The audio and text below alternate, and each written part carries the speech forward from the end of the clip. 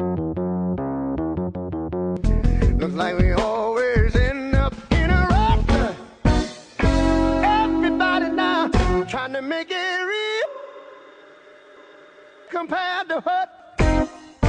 Oh, Lord, Lord,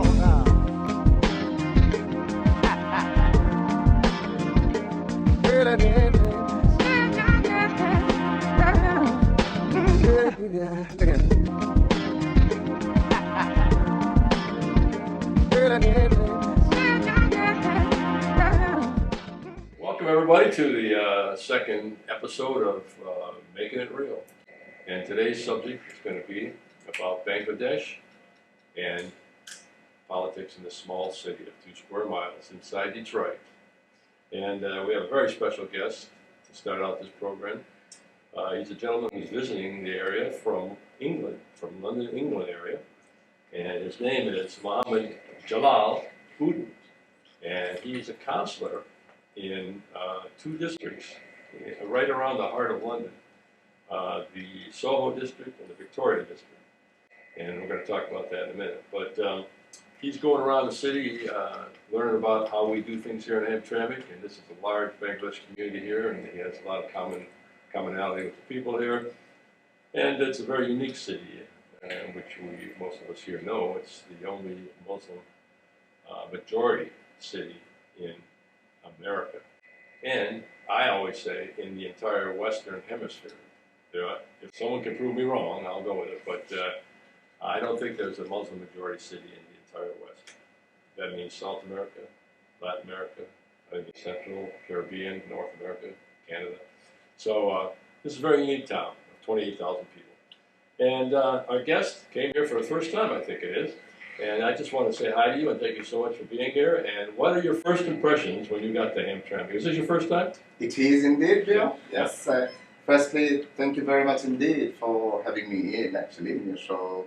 And yes, it is my first trip to the USA and first visit to the city of Hamtramck. And it's amazing. It's an amazing experience for me to be here. And you came right to Hamtramck the first time in America. Wow. Yes. Well, this entire trip is a family trip for me. Nothing to do with my business or councillor role. And just as I've been to Boston to see my brother, then went to Buffalo to see my relatives and uncle, my sister, and then came to Hamtramck to visit my father-in-law, just along with my family, actually my wife and children are here with me. But it's an amazing experience since I came here a few days ago. The people are so welcoming. And it resonates with back home, Bangladesh and Sylhet, and the way I celebrate the diversity in my ward, Soho and Victoria. It's absolutely phenomenal to see the commonalities between these two different geographical locations. So you didn't get to New York, you didn't see that? I missed that actually. On a day trip, we went to New York to see the Times Square, to see the Statue of Liberty, and a few other places here and there. It was a jam-packed one-day tour. Because they have a large Bangladesh community there. Yeah. On Jackson Heights, I think it is. Absolutely, I've been there. Okay. All right, so there is a lot of commonality. That's what we want to talk about here and see if we can help each other out here. Our city faces a lot of problems, but we're starting to learn to work together, starting to learn about each other's cultural tendencies, history, our own tastes, and food and everything else. And so, the more you learn about each other, the better you can get along. Absolutely. So that's what this show is about. That's what One Hamtramck is about. My name is Bill Meyer. I'm the chair of One Hamtramck, and we're having these shows to help bring the community together. So let me ask you then, this district you're from in London, England, and I found out the other night when I saw you at this public event of welcoming that you just were elected 3 months ago. Absolutely so, yes. So what did you do before that? Right. The local government election took place on the 5th of May, and that's the first time I've been elected as a councillor for the ward, Soho. It's called Soho and Victoria. Prior to that, I'm not a career politician in that sense, but I've been involved in politics for the last 16, 17 years. And the party I represent, I've been elected and got nomination from is called the Labour Party. I'm sure you are aware of, and the Labour Party have been in the power for many years, I think. since the Second World War. Well, I was working for the same council prior to becoming elected as an officer, government officer, local government employee for Sandwell Metropolitan Borough Council. And prior to that, I used to manage and work for a charity again with the aim of, bringing a positive change to the local people's lives, running a number of programs aiming at improving skills, education, health and well-being, engaging young people to positive activities, and bringing a total kind of a change, in an area. That's the town actually I come from is called Smedic. It's a very diverse community. So for the last 20 years, I actually migrated to UK, if I go back actually that long ago, so to UK in 2002. I wanted to do my master degree there. Did you come from Sylhet? From Sylhet, yes. Yes, well, that's where most of the Bangladeshis are here. Absolutely. So there's the common thread right there. That's correct, that's the common thread. So yeah, in 2002, I migrated to United Kingdom, and ever since I went to UK, I've been living in Birmingham and in the town, Smedic town. Okay, so is anybody left in Sylhet? Is there anybody still living there? Yeah, my parents, yes, my parents. And they all coming to the US. My parents are still there in Bangladesh, and my youngest brother is still there, and he's still studying and working as a medical doctor. So all the regions in Bangladesh, why do you think this one region, Sylhet, the town, there's more people from that community in Hamtramck or in the US as opposed to the rest of the whole country? There's a long history behind that, actually, and when I looked at particularly the history of migration into UK, or more recently into USA, basically, since 1906, post Second World War, actually, when these countries needed a large population of labor. Yes, the unskilled workers, actually, they opened it up. So how is that region different than the rest of the the Sylhet, this is what actually it's interesting, and it's amazing to see that even in England, about 90% populations were from the part of Sylhet. Yeah. Sylhet is very close to India at that time, and what I have seen, if I can remember correctly, that there's a connection between, in terms of back in those days, people used to travel by ship actually from India to Pakistan, and it used to take 30 to 35 days for them to travel from India to UK, and there are the channel in that way, actually, the route of migration into the UK, and ever since that became a trend for people. Yes, it doesn't mean to say that people are not engaged in any other professions and things like that, but historically, there was a connection between the United Kingdom and Sylhet, more to people from Dhaka, Chittagong, for whatever reason, were not very inclined to travel out, or migrate into another country. But now the trend has changed. So what do you call people from Sylhet? Sylheti. Sylheti? Sylheti, yes. Sylheti. And Sylhet has got a unique and different dialect, actually. Oh, make it more complicated. But this is the beauty of our language, I should say. The Bangla is now recognized as an international language, as you know. I know you fought for that, and there was a war, and you saved your language. We are the only nation, for your information, that Bangladesh is the only nation that fought for their language. Wow. And they sacrificed their lives to protect their language, a state language at that time. Wow. And there isn't any other nation. So we are really proud of the sacrifices made by our predecessors. So most of the Sylhetis went to England first, and then they started coming to the United States. That's correct. Okay, so I want to move back to your position in politics in London. So there are three major parties in England: the Labour Party, the Conservatives, and the Liberals. That's correct. Okay, so where's Labour? To the left of the Liberals? Are they more progressive than Liberals? Is that how you consider it, or what? We consider ourselves as a progressive democratic socialist party, actually, that includes work for everyone, particularly to protect the interest of the working class people. Mm-hmm. And we would like to, we are not particularly for a elite group of people, and that we'd like to position ourselves, and we'll be positioning ourselves in the middle ground, basically, as a democratic socialist party. And as you know, the Conservative Party, since they've been in power for the last couple of terms, the whole British, the populations and British people are suffering from the cost of living crisis, and there are a number of challenges in terms of that. The utility cost has gone up, fuel cost has gone up, the rent, the lack of affordable accommodation, and the disparity are widening basically from poor to rich. And we Labour Party would like to and work to mitigate bridge that gap and to ensure. And we are now ready, in a way, to go into the power in the next general election. Parties united, as one front, and we only think that only Labour Party can actually bring about the change the People Party have been longing for the last 10 years. So you represent two districts, and they're not contiguous. How did you end up representing two areas separate? It's not two, actually. It's the name of the word. Oh. Yes, it's a little bit kind of it's preconceived that Soho and Victoria seems to be two different districts, but no, it's one word. It's called Soho and Victoria. So that's one district? That's correct, one district. Okay, so what's the makeup of that district as far as Hamtramck here has maybe 70-80% Muslim population? What's it like in your district? If I can remember correctly, about between 33 and 35% population are Muslim from the religious perspective, from the religion point of view.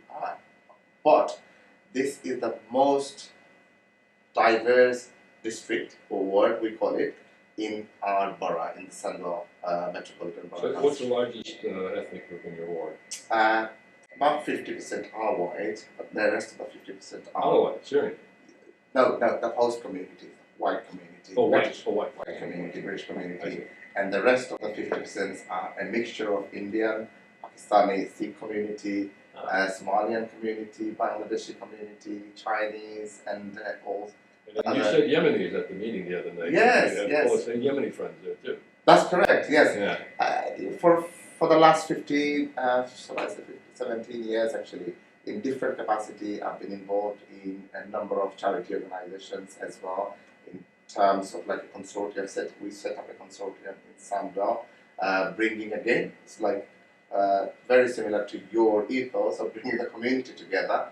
We have worked I personally have worked very closely with the Yemeni community, and there is a very established Yemeni community in Sandwell, and they have been fantastic work there. And what I have seen, and that's the commonality I have seen actually between Hamtramck and Sandwell. So you see some of the problems that we have here in the city. What about issues like discrimination, racism, or anti-gay, or anti-woman, or anything, any other reasons to separate people? Do you have any issues like that? I'm very proud to say that we live in harmony. All the communities are. In the past, there were some issues around, Islamophobia, or kind of underestimating some ethnic groups actually by other groups and not treating equally in the past. But in the last 20 years, I have seen the Sandwell is one of the borough in the whole of Northwestern England in the UK. Actually, we have become an example to other councils of how collectively and collaboratively we work together, and living in harmony and welcoming all communities, small, new communities coming into the area, getting the support they need, and the other communities lending their hands in terms of, whenever they need support or help in order for them to get settled in the borough. Another characteristic of Hamtramck is it's one of the poorest cities in Michigan per capita, income per capita.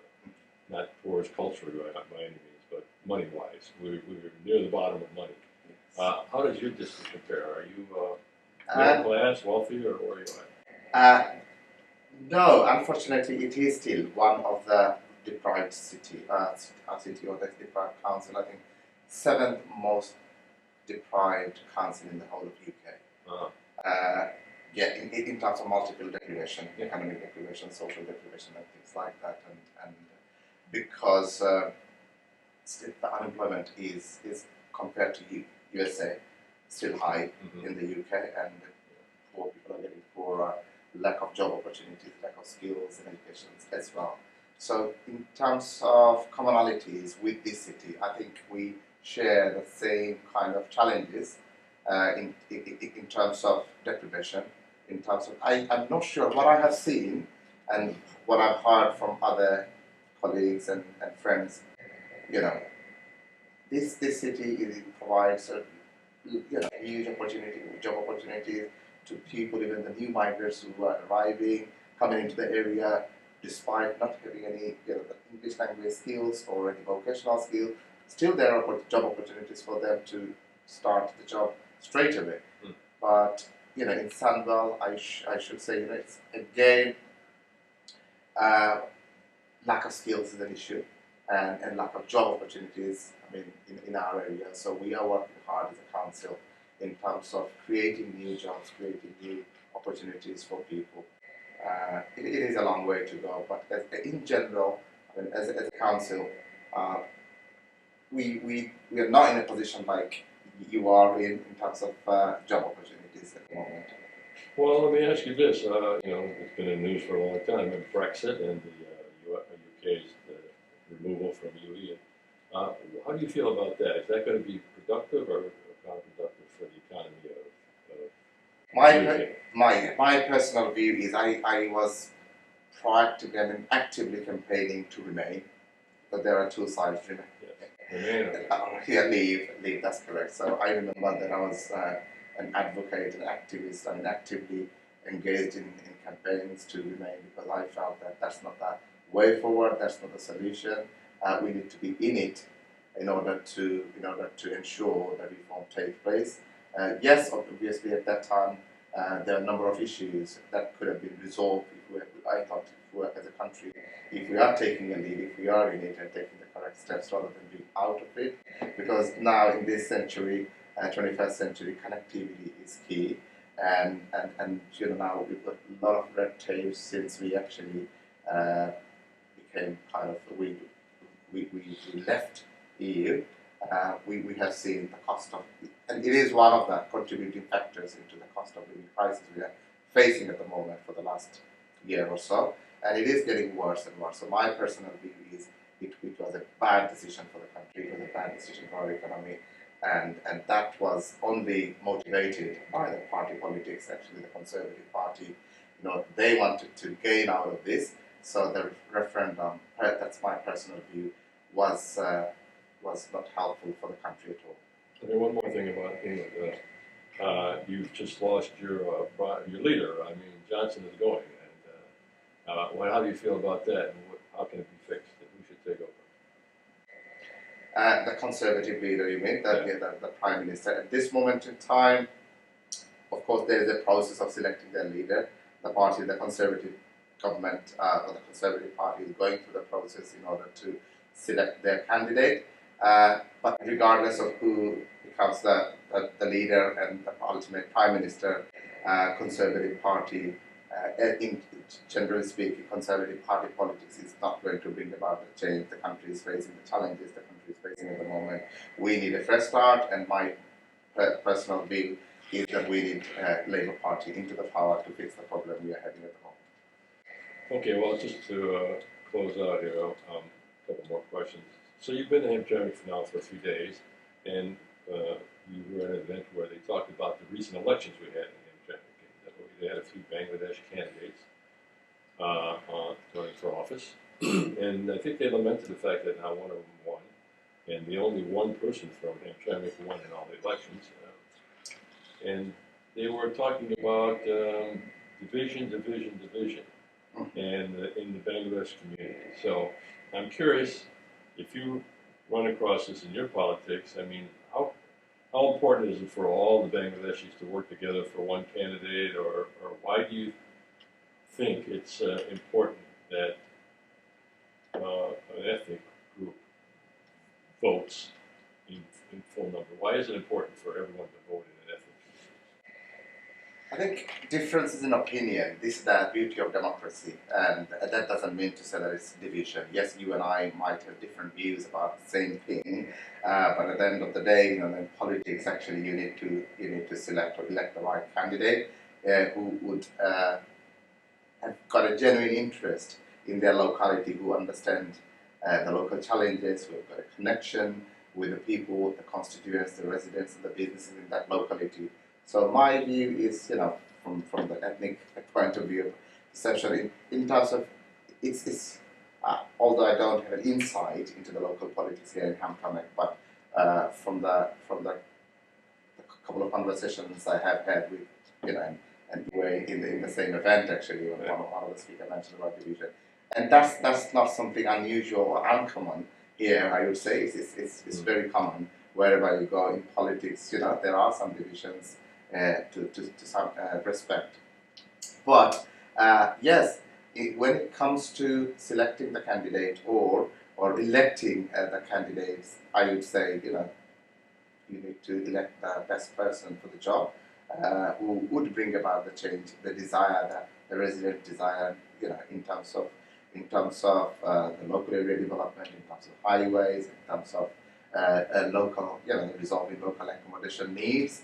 So it's just rather than just identifying and finding, voting for Bangladeshi community candidate by the Bangladeshi community. That's we need to come out of that concept. We have a large Bengali community in Hamtramck, as well as a large Yemeni community. And we have good relationships with each other and with the other communities who are living in Hamtramck. Without the Bengali community support, I wouldn't have been here as the mayor of the city of Hamtramck. I had a lot of support from the Bengali community. I worked well with all the different groups. Despite the negative stuff that Mr. Mayor Pro Tem mentioned, yes, we have some divisions, but it is fixable. We can fix those divisions. I was able to work with everyone. I had the support of all different organizations, even if they don't get along with each other, whether the Yemeni, Bengali, white, black, all the minorities that are living in Hamtramck. So we were able to make history. We had the highest turnout votes in history even, and in Hamtramck in the mayoral election. It's sad to find out that we only had, like 1,500 votes this past Tuesday from Hamtramck, while in the mayoral election we had close to 5,000 votes who participated in the election last year. So I just want to say that the Bengali community contributed significantly to the development of Hamtramck. Wherever the Bengali people settle, peace, prosperity settle with them. Jobs and safety. So that's what the immigrants are doing to our community here and to every community in the United States. We are contributing significantly to the development, to the economy, to safety, to building this community from all different perspectives. So again, I would like to thank you for visiting our city, and we would like to welcome you. I hope you get to know the community here and visit different restaurants and stores, get to know the different cultures here that we have in Hamtramck. We have it is the most dense city in Michigan, probably, with an increase in population of 20% since the last census. So it's a very dense city compared to the area of just 2.2 square miles. We have very diverse community, over 27 different languages spoken here in Hamtramck, and it's a very safe community. And we are glad we are working with everyone to make it even better. And we are working as a government now, all Muslim government. We made history, international news, we are in the spotlight, but we are working to serve everyone in this community. We get along with everyone. Yes, there are some minor problems, but we are trying to fix them. We are here to solve problems, not to create problems. So I know in Birmingham, I have some friends who live there too. So I'm sure there's a big Yemeni community in that city as well. And again, we are glad to see you and welcome you in the City Hall as well next week. And thank you again for visiting us. I hope you enjoy it. And what my message to my Bangladeshi community of the residents and the people would be that we need to get involved in mainstream politics. And there is a tendency, not just here, maybe I'm not sure in Hamtramck, but there is a tendency in Bangladeshi community, previously I have seen, that we are still actually interested in politics and back home politics from abroad, which to me doesn't bring about the change or doesn't bring about the benefits for our generation here, for our future generation, for our children. I was just going to ask you that because it's sort of like a parallel of the divisions that are going on in the country of Bangladesh. And you grew up and you live in that, and then you come here and you have the same sort of political positions and ideas. And it's sort of parallel. And so there's division there, and you bring division here. But it's not only division we're talking about, it was not a lot of people voted. And probably one reason is because this is an interim election, midterm election, where there really wasn't major candidates running for office, president, and stuff like that. So there's usually always less people voting. Absolutely. Absolutely. However, do you think that what was ironic, right after this was said about division, you come out and give your little talk and say, I'm impressed with how everybody works together here and how we're all together. Wait, was it division or was it we're working together? So how do you think that can both happen? People can be divisive politically, but we all work together. This is it. Working together means, putting our differences aside, we can actually work together for the greater goods, for the greater benefits. I may have a different political view sometimes, and it contradicts with your views, but at the same time, when it comes to the local politics or the local area interests, basically, we can put that aside and work on those issues that would bring about the change we need for the local people. So, and we can only achieve if we are working together. Division doesn't bring positivity, and division actually, it's in order to engage people, you need to empower people, educate people, give them the sense of ownership in politics, give them, allow them to raise their voice, allow them to raise their concerns, and by means of doing so, we can actually eliminate any divisions we may have, or the differences we may have, misconception or misperception we may have. So we only, we can, my philosophy, I'm a great believer of having dialogue, resolving issues by means of constructive dialogues, rather than having misconception, and from distance we can only, point finger at each other and not knowing what are the real issues. If we are sitting around the table and talking about our differences, and we can come up with an action plan, and we can work towards resolving those differences. And that will be my message to my. Bangladeshi people are known as peace lovers wherever they are, and they are a great contributor to the society, to the economy, and to in Birmingham, or where I come from, it's actually a large Bangladeshi community out there. So there are one group aiming at actually promoting Bangladeshi heritage, culture. Another group there, again, you get involved in politics, in music industry and things like that.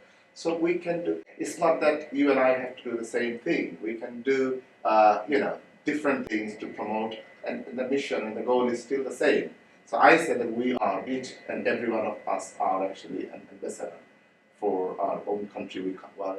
Back home we come from, Bangladesh, in terms of our ethnicity, but we need to be a good citizen of the country we are living in. So we need to be a good citizen as the United States, when we are living in this country, in the United States.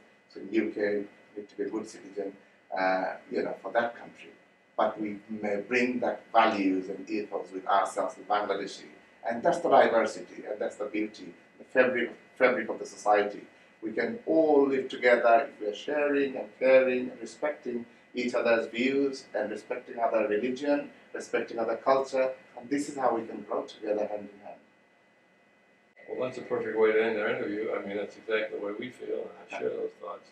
I do want to say that people who run for office, it's nice if they're selected from the grassroots, from the people, not just someone who wants to run for office for their own will. And the best candidates are the ones who the people push up to that position. Absolutely. And then the best candidates are those who work for the people who put them up there and do the job. Then we're all working together. But if you get individuals who just want to be in office because they want the power or the position or whatever, and the people don't support it, that's why they're not going to win elections. Absolutely. And on that note, I'd like to say that I was not a career politician, and this is not my. It wasn't my ambition to be in a position like where I am now, as a councillor, because I just wanted. All I did in my life since I came into the UK, even prior to that, when I was in Bangladesh, I was involved in many initiatives to just help other people, charitable activities and things like this. And that's the passion of myself. And this is why I got involved in politics. And for the last 20 years, I was trying my best actually to contribute, give something back to the community. So I'm a governor in a college, in a state college, for the last 12 years. I'm a governor in my local school, primary school, for the last 12, 13 years.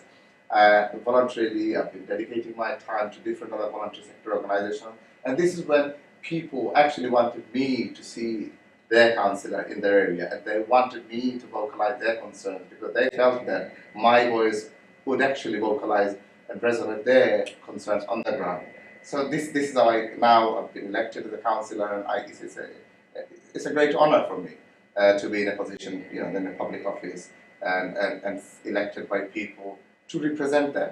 And they felt that I am one of them from the community. They know me, they have seen me doing X, Y, and Z, and they have seen me left, right, and centre, not as somebody just going in a positions and becoming a councillor to do things for the community.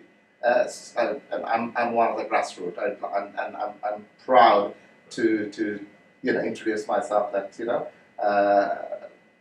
I don't take things for granted. And even if I'm not selected or elected as a councillor 4 years down the line, I'll still be there doing the things I've been doing. I got that sense about you when I heard you speak the other night. That's why I wanted to tell you. Congratulations on your election victory and being chosen by the people. And I know you're going to represent the people. And I want to thank you so much for being here and talking with us at Hamtramck, Michigan. Thank you very much indeed. Once again, it is a great honor for me to speak to you here and speak to your audience and to share my views and my experiences, and allowing me to come here, spend some time, and it's been a wonderful experience for me being here in Hamtramck. Thank you once again. Looks like we always end up in a rut. Everybody now trying to make it real compared to what.